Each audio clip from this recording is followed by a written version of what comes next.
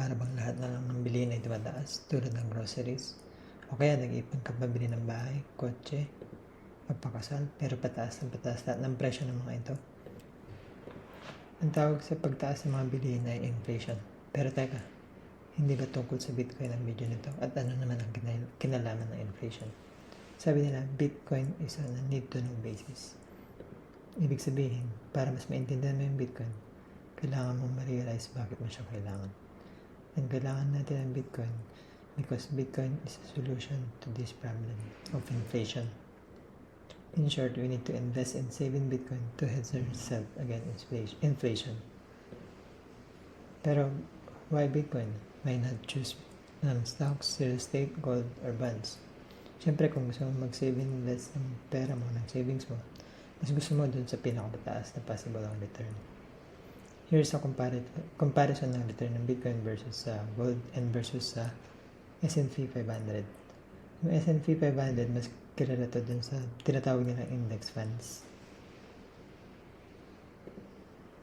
Perhaps hesitant ka pa rin sa Bitcoin dahil hindi mo ito maintindihan.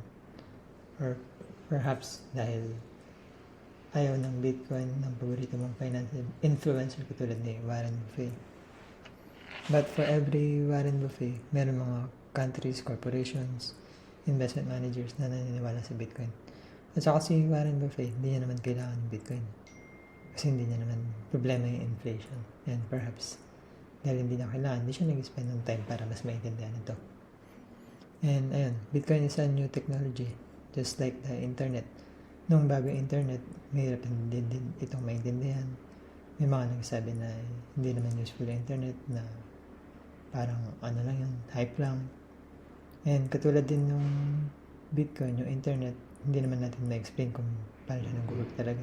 Hindi naman natin alam yung technology kung paano tayo nakapag-send ng message from here to the Philippines papunta sa ibang bansa. Hindi natin alam yung technicalities. Pero hindi naman natin kailangan alamin bago gamitin yung internet, di ba? Ganun din yung Bitcoin. Kaya, para mas maintindihan yung Bitcoin, kailangan mo na talaga mag-spend ng more time para mas ma-realize kung bakit mo siya kailangan. And tanggalin mo lahat ng nalalaman mo dati about sa Bitcoin na scam. Yan, study it with an open mind. And of course, yung video na ito hindi may explain lahat sa yun.